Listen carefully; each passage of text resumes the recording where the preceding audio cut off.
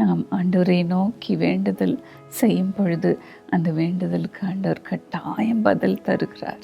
நீதிமான் செய்யும் ஊக்கமான வேண்டுதல் மிகவும் பலனுள்ளதாக இருக்கிறது என்று.